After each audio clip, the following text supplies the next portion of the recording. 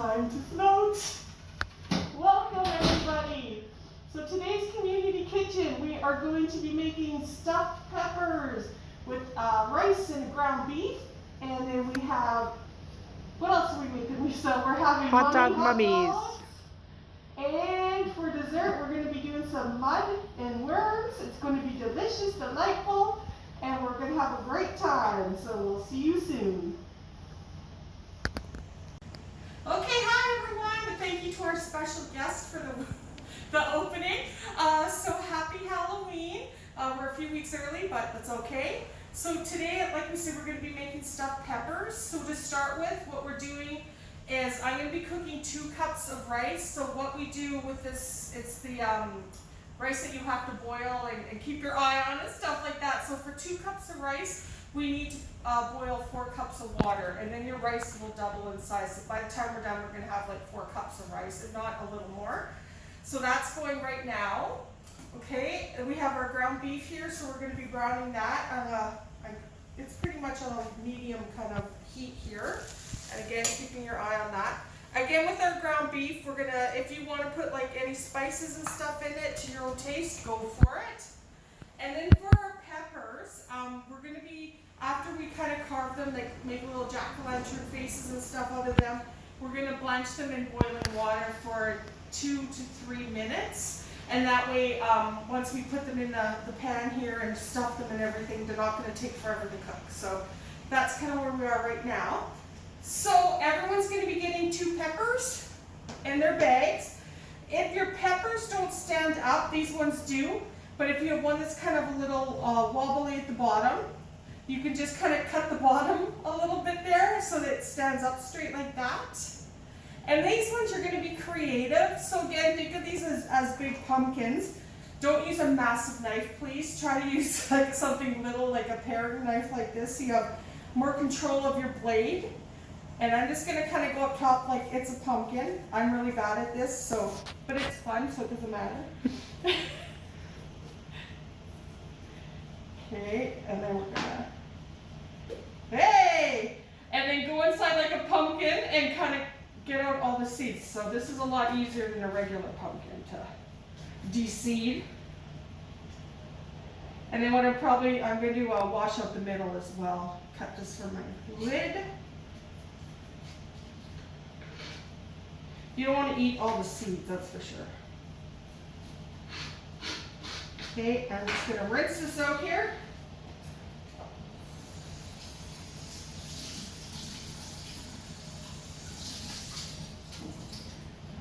All right, and pick what side you want to go on. So I kind of want a bigger, and then just kind of do whatever little design you want. Whatever you would carve on a pumpkin, just miniaturize it. And you can do it on your pepper.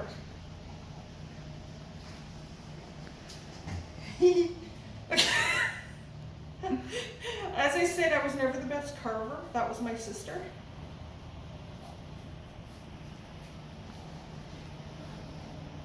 And if you want to get super fancy, I guess you could do it on all sides and do decorations all the way around if you want. I'm going to make this happy.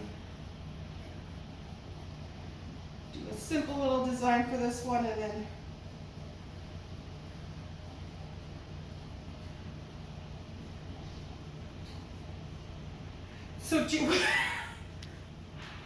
so that's just an example.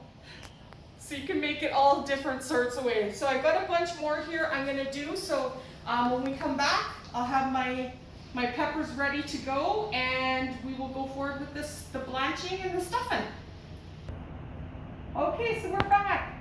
So like I said, we've browned our meat, we've cooked our rice. Keep an eye on the rice. It does, like once it starts bubbling and cooking, it will stick to the bottom of your pot. So you need to really make sure it's stirred. And then once it's like really done, get it off that heat or your whole bottom of the pot, you will be scrubbing it. And then our pepper people here, we had the boiling water, put them in the boiling water for 3 minutes, got them out. Put them on the pan here and let them kind of cool off a bit. So here's one of our guys here. So we have some of them stuffed already with the cheese on top. So with our mixture of our rice, ground beef, and then we added some tomato sauce in here as well, which you guys are gonna have in your bag. We're going to stuff our peppers. Oh, one thing first is preheat your oven to 375, because after we're done stuffing these guys, they're going in the oven. So we like to stuff right up. I like to stuff as much as I can stuff, so right up to the top of the pepper here. Peppers are surprisingly roomy in the middle there. You could fit a lot of stuff in there. It smells really good.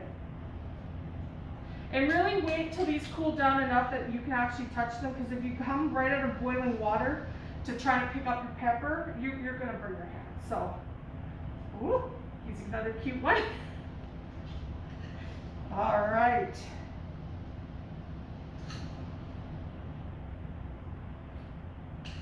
So again, pack it right in there. This is actually a really hearty meal. It's got lots of good stuff in here. All right, turn it. There we go. All right, so we're gonna stand everybody up. If they don't want to stand, he's kind of a leaner. There we go. All right. So we have cheese as well. Make sure you're washing your hands all the time between these two when you're touching food. So I have done that.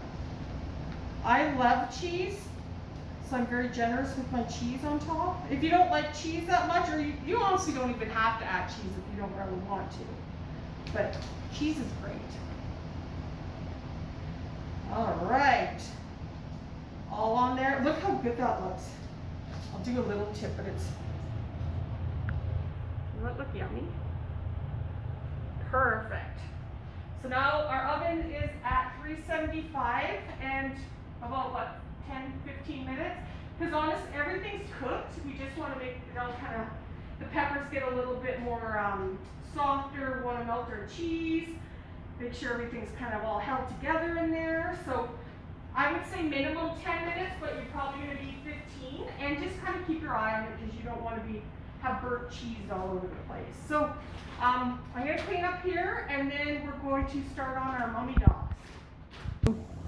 All right, so our peppers are done. I'm taking them out of the oven. They have cooled down. That's the only reason I'm touching them with my hands, but they look amazing. Super yummy. So we're now preheating our oven to 375. And we're going to be doing our hot dogs with our crescent rolls. I opened one up of these already. There's a trick to doing it. Just follow the instructions, and it does kind of like pop open. Oh, yeah? Okay. Or else Lisa rolls it and she kind of does a bang on the counter and it pops open. So whatever way you want to do it. So I've taken them out. There's no right way to do this. Do it however way you want. Again, our oven's preheating at 375. You're going to be taking them, they're going to be like little strips like that. And then cut however you want of your strips. Whoop. Use your imagination. We're going to take one of our hot dogs, and you're going to kind of do like a mummy wrap.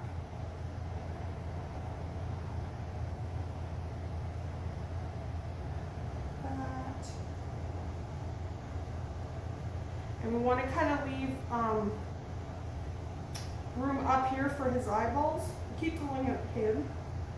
That will make a little hat.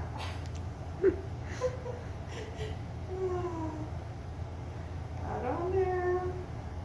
As again, there's no wrong or right way to do this. Just have fun with it.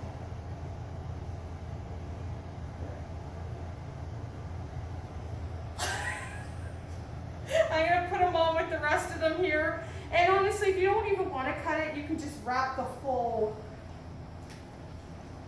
thing here around it. I usually start with the big end. Do you start big or little? Big. And kind of, it looks really good when it's done. All this pastry kind of like puffs up. And it's super, super good. There. Same effect. Let's do a couple more. And put them in the oven. So according to the crescent rolls here, You're going to leave them in the oven from 12 to about 15 minutes. So you keep your eye on it. Once they're like golden brown, you're taking them out because you do not want them to burn. Okay. And these are great with whatever you want to serve them with. I don't know if you could tuck some onions or something in there, but after the fact, whatever condiments you like. Great for dipping. Separate that. Okay. And we've got one more here. And I think we'll just leave that. Let's try to switch it up a smidge. Very easy, delicious. There. You can honestly, I don't know, you can use something to make little eyes or whatever after they're cooked in. All right, so our wieners are done. They're nice and golden. They turn out, they look cute. Again, like I said, you can add stuff after the fact, whatever condiment you want. You want to do something to make little eyeballs, that would be great. They smell really good too. So for dessert, what we've done is we've made chocolate pudding, and it's in a little canister for you guys in your bags. It's a lot easier to do it that way than trying to move milk and everything. So we've done that.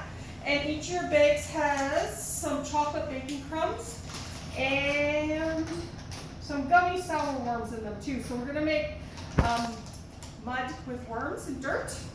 So what you're gonna do, you got your chocolate pudding.